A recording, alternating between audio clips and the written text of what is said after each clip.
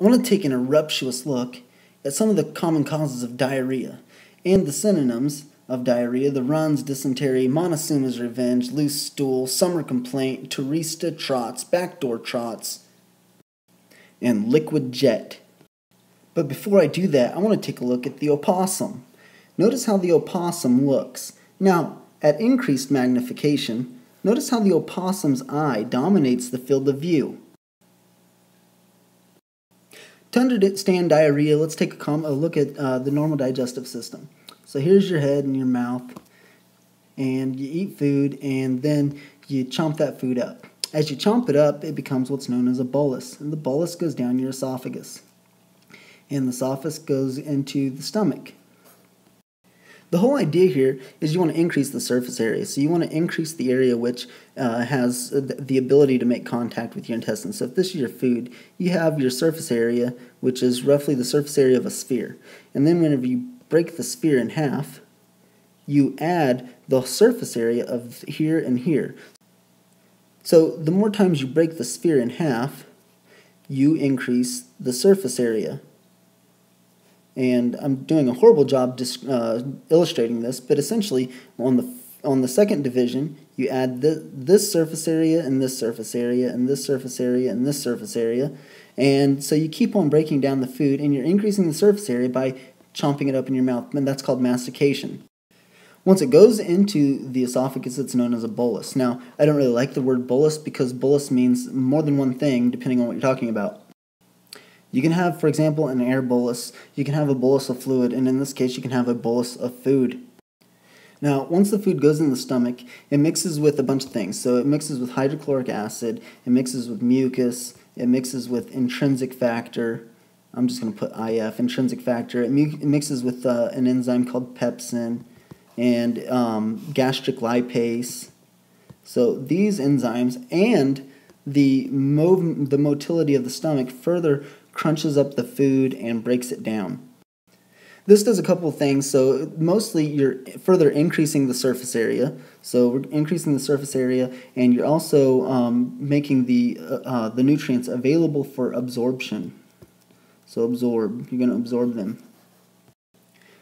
But absorption doesn't really take place in the stomach, it takes place in the intestines. So once it finishes in the stomach, it goes into the pyloric sphincter and into the small intestine, which the small intestine is called small because of its small diameter. It's actually longer than the large intestine, but the large intestine has a wider diameter.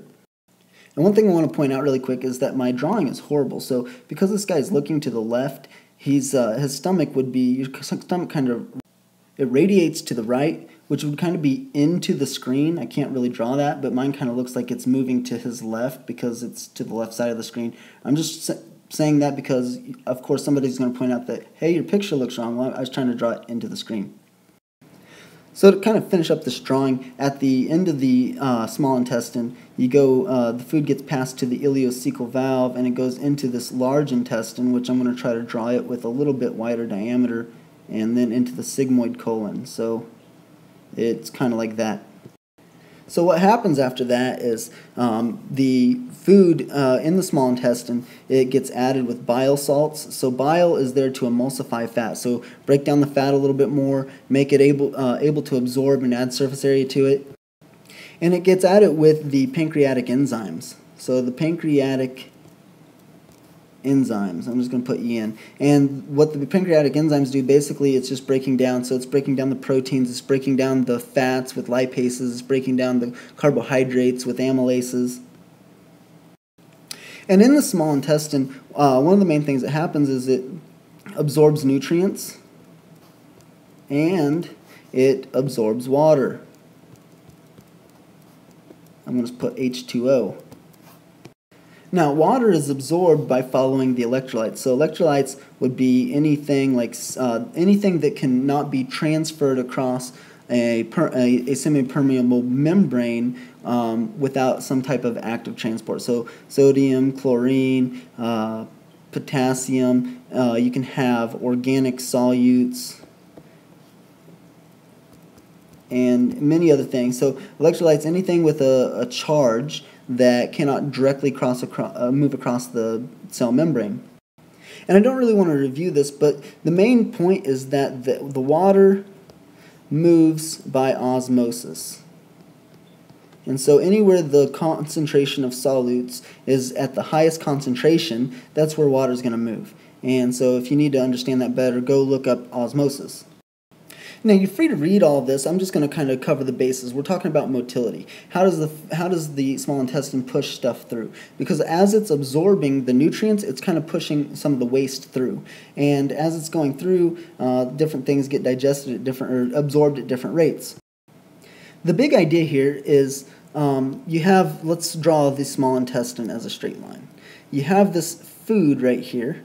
And as it first goes in, the only thing the small intestine wants to do is kind of make a vibrating kind of movement with no organization to kind of mix up the food and to help kind of increase the area for absorption. So it kind of just is I would call it's not vibrating, but I'm going to call it a vibrating motility. And it's not important really to note at this point that each of these kinds of movements in the small intestine have a specific name. But then as the food is ready to be moved, you have this contraction of the intestine that kind of forces this food to move downwards. So it's moving in this direction. So this would contract here, and then it would contract here, and then it would contract here, and then it would contract here, forcing this food to be pushed through the small intestine.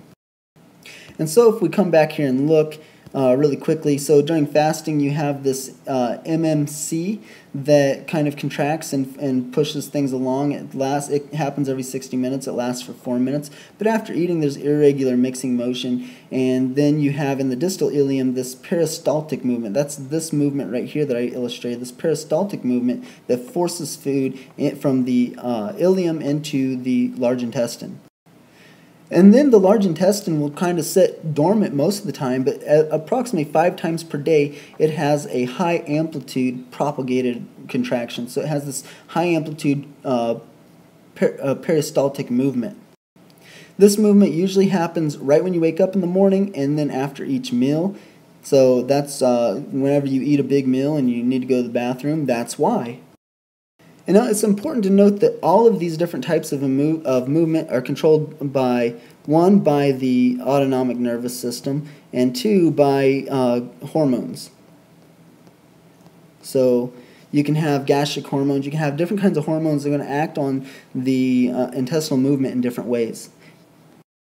So the 3 steps that your intestines require for absorption is it requires luminal brush border processing, absorption of intestinal mucosa, and transport into circulation. So luminal brush border, that's where you have the cells of the small intestine. They have these microvilli and different things that increase their surface area and allow them to contact the food that you have in your small intestine. And the more contact they have and the more transporters and everything that they have on their surface, the more food they can absorb. So this could be messed up by things like not chewing your food. So you didn't chew your food enough, you took a whole bite and you don't have enough contact with the luminal brush border. Or another thing is pancreatic enzymes not breaking down the food enough. Another thing would be an inflammation of this luminal brush border could cause it to swell and reduce its surface area. And then absorption in the intestinal mucosa, that can be disrupted by for example, congenital diseases that inhibit transporters. You may recognize one such as Hartnupp's disease, which inhibits amino acid transport. Or another one, which is kind of closely related to the luminal brush border processing, would be like a celiac, which is an autoimmune problem that prevents absorption in the intestinal mucosa. And then you can have problems transport into circulation if you have like a lymphocyte problem or lymphatic problems, where a lot of the fat is primarily sent into the lymphatic vesicles in order to be transported to the liver at first. So this is kind of a big overview of how normal absorption works and how it can be messed up. You can actually classify diarrhea a number of ways, which is kind of cool to me. You can classify it as acute versus chronic, and actually there's a third category there. So acute diarrhea is anything lasting 14 days or less. Then there's between acute and chronic, there's something called persistent diarrhea, which is from 14 to 30 days, and then greater than 30 days is chronic diarrhea. So usually, the reason this is useful is because usually if it's just an acute diarrhea, most of the time it's bacterial and it resolves on its own, or it's from being something like lactose intolerant, which it'll resolve as soon as you poop out all the lactose. Chronic, on the other hand, has other causes, and so you can kind of differentiate between what may be the cause if someone comes in with chronic bloody diarrhea. Another way to classify diarrhea is by its mechanism, so it can be secretory, osmotic, or motility. And then on top of this, there's kind of some overlapping classifications that include steatorrhea, inflammatory, and miscellaneous. And so this, you can either use just these three, which will include a lot of this, or you can use all six. But there's a lot of overlap between all of these as well, so you have to just be cognizant of what each one means. And then you can also classify it by infectious versus non-infectious.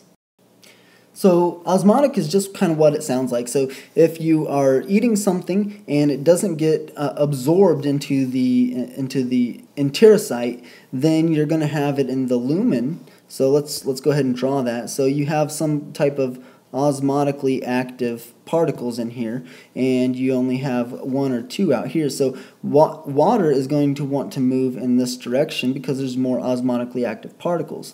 And so if you can't absorb this into the enterocyte, which would be this cell right here, then you're going to have water moving out of it and into the intestines, and it's going to cause you to have a watery stool. Now, speaking of watery stool, it's important to note the definition of diarrhea.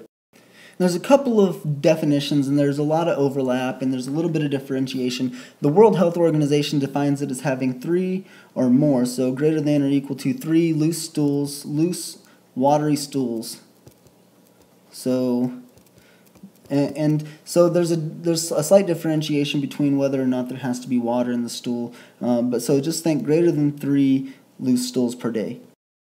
Secretory diarrhea works the same way as osmotic, but there's a different mechanism going on. So let's take a look here. If I have this is the lumen on this side, so I'm just going to write the lumen. This is where all your food goes into. And then over here we have these enterocytes, and these enterocytes have pumps right here. Let's call this one the chlorine pump. It's really called the CFTR is one of the pumps that do this.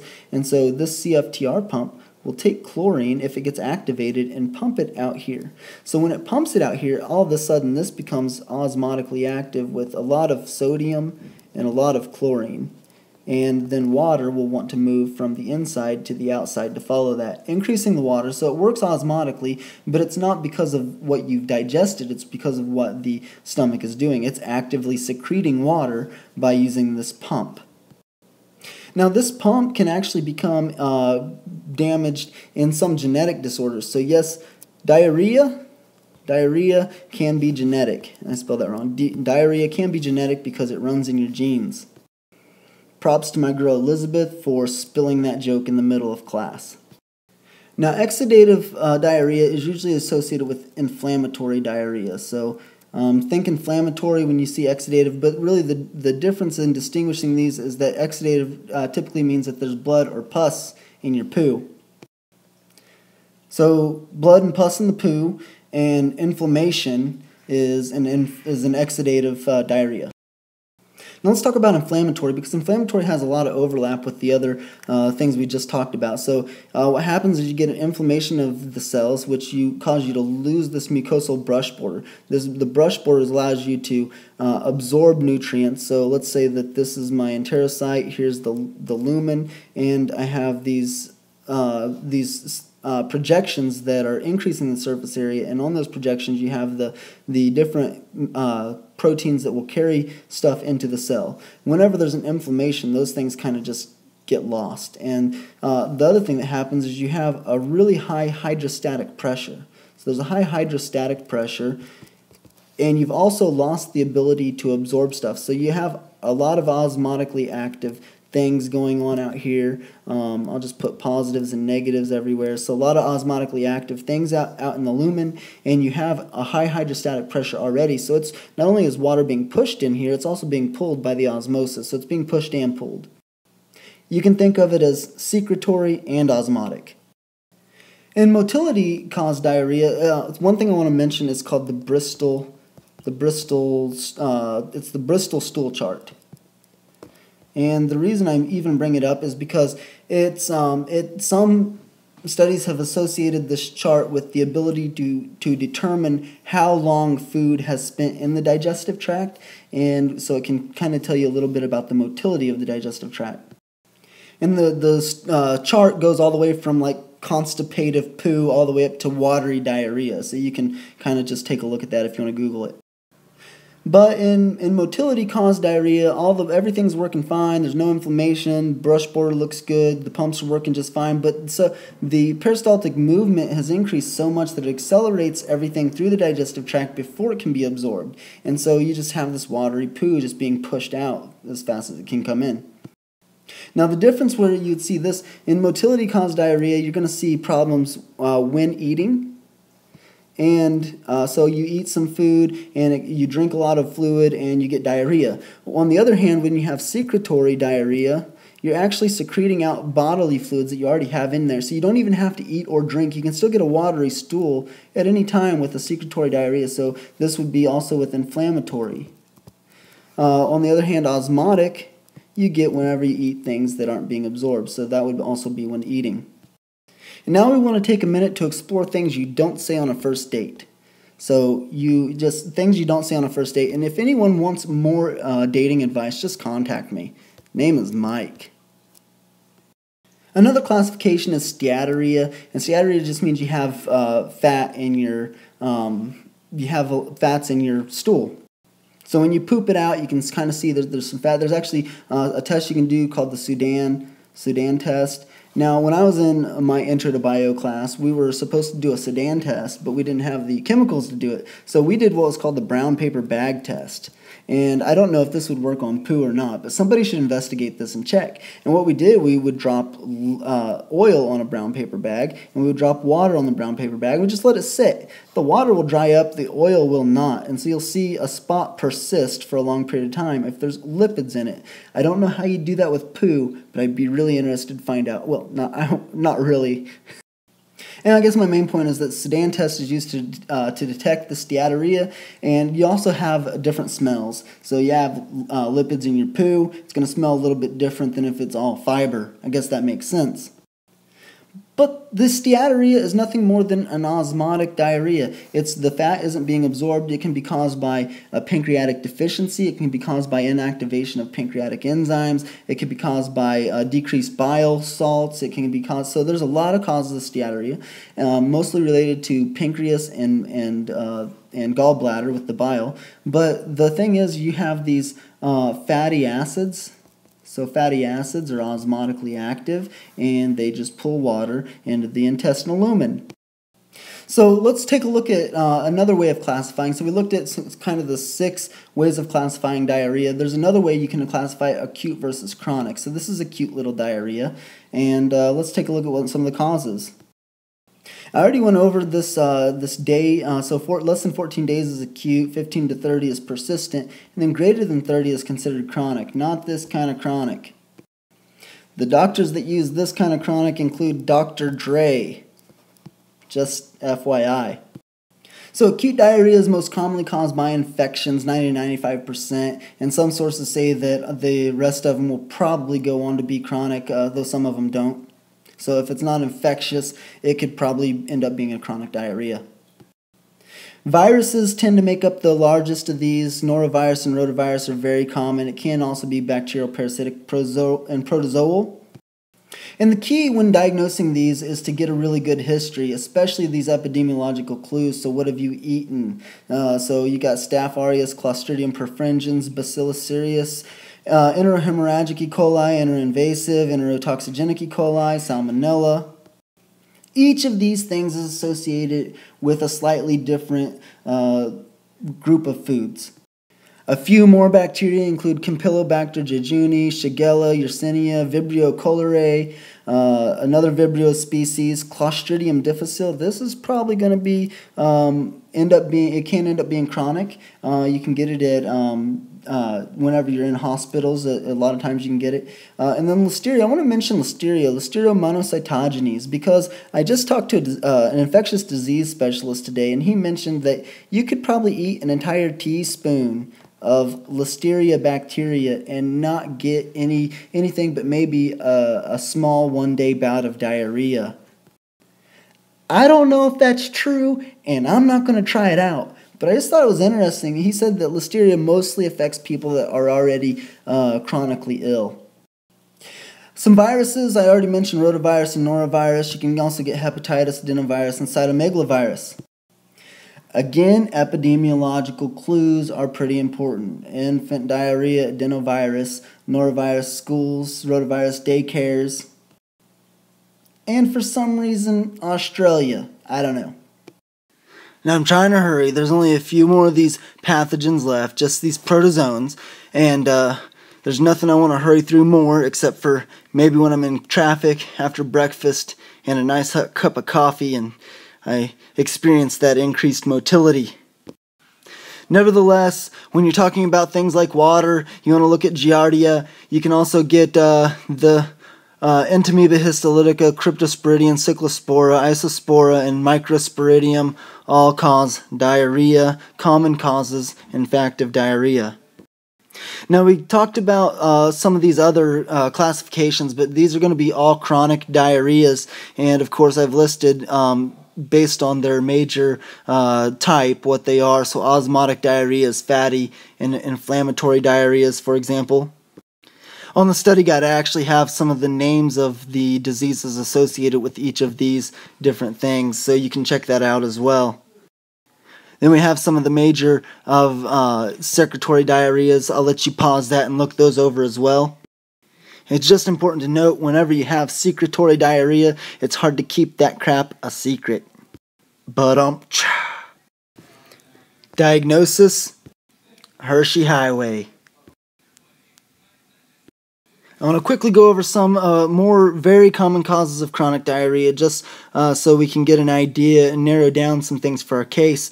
Irritable bowel syndrome, IBS, don't confuse it with IBD, which is inflammatory bowel disease. Both of them are chronic causes of diarrhea. Some of the things that you want to note, though, with IBS, you're not going to experience weight loss, bleeding, anemia, nocturnal diarrhea, or progressive worsening of symptoms, greasy stools, and any of these electrolyte disturbances as well. So those are pertinent negatives. Now, it typically does present with abdominal pain. The location can vary, the severity can vary, and the bowel habits with IBS can range from diarrhea up to constipation. Typically diarrhea, but it can fluctuate back and forth. It's fluctuant. Now, inflammatory bowel disease has a lot of subtypes. The two major subtypes, Crohn's disease and ulcerative colitis. Now, this IBD has a bimodal distribution. So, between the ages of 15 and 40, you see a peak, and then between the ages of 50 and 80, you see another peak. For those who don't like to play peekaboo, this is an alternative game you can try out with your kids. Now, Crohn's disease is a subtype of inflammatory bowel disease, and so the things to note about the Crohn's disease: hemocult's very regular. Bleeding is not very regular, except in small cases of Crohn's colitis. And next we have ulcerative colitis. You get diarrhea with blood. You can have a colicky abdominal pain, so the ranges of that pain can vary from person to person. Urgency, you can have incontinence, you have feelings of incomplete emptying. The disease is categorized as mild, moderate, or severe. Now, the things that are associated with each of these categorizations: mild, fewer than full small loose stools per day. Moderate, you're going to have a low-grade fever, but not severe abdominal pain. You have greater than 4 stools. And if you have more than 6 stools, it's typically severe. Usually runs with a fever, severe cramping, high heart rate. And it looks like the rest of my slide got cut off. But I think what is down here is anemia. So up here for moderate, you'll have mild anemia. Down here you can have a more severe anemia. So there are some symptoms that are associated. They don't have to be present with this ulcerative colitis, but they are associated with ulcerative colitis. That include these on the skin, erythema nodosum, or you can have pyoderma gangrenosum. With the eyes, you'll see a uveitis or an episcleritis. Now, there are several other types of colitis. I just want to mention really quick ischemic colitis. It can be caused from anything that cuts off circulation to the intestine. So vasculitis, hernias, hypotension, arteriosclerosis. And there's many more things. I only included just a small portion of the list. Then there's a microscopic colitis, and as the word seems to imply by definition, it has to be diagnosed histologically. And so on the histological presentation, the more proximal area of the large intestine is going to have the greatest yield on a biopsy of that kind, and then as you draw more distal from that all the way up to the rectum, you'll have less and less affected areas. Now, if you ever have some chronic diarrhea or you start to develop it, a few things you might think of. Let's just stop drinking milk for a while, see if it goes away. Stop eating gluten, see if it goes away. You may also have a pancreatic deficiency, or maybe you don't. Maybe one of your patients will. And then last, there's a butt-ton of medications associated with poo. Now, just to note, butt-ton, that is metric. Hey, and don't worry about this guy. He has nothing but liquid. So quickly, the medications associated with this, you can have cardiovascular medications. In our particular case, we are looking at a person who's on ACE inhibitors and someone that's on beta blockers, so that's something to consider. Other medications, CNS medication. You also have gastrointestinal, musculoskeletal medication. All these can cause diarrhea, so just keep those in mind that medication can cause diarrhea. So if you have a long-term diarrhea, it starts when medication is, or near the time medication is started, then consider that as a possible cause. So the last thing about my objective was what causes floaters, and a lot of people will say that fat causes floaters. Fat floaters. But fat floaters are usually only the cause of floaters in a disease state. Usually, if you have a floater, it's because of gas in your stool. This is completely normal. So the bacteria will digest some of the unabsorbed nutrients. They will produce different gases such as methane, and that will get added to your stool, and it will actually make your poo less dense than the water, and it'll float. No big deal. So there's a lot of wives' tales about what's better to have, a floater or a sinker. Different things. People are looking for floaters, especially I was reading up vegetarians are looking to just always have floaters, and they just can't. That's the gold standard of a vegan diet, is having a floater. In my opinion, the sinkers get a bad rap. First of all, the benefit of a sinker: less stinky. It's covered in water, alright? Less stinky. Second of all, when you flush it, it goes down better. So, I'm looking for sinkers. Because sinkers are not stinkers. All the sources are listed in my study guide. Feel free to download it, or if you don't care about the sources like everybody else, then don't download it and you won't have to look at it.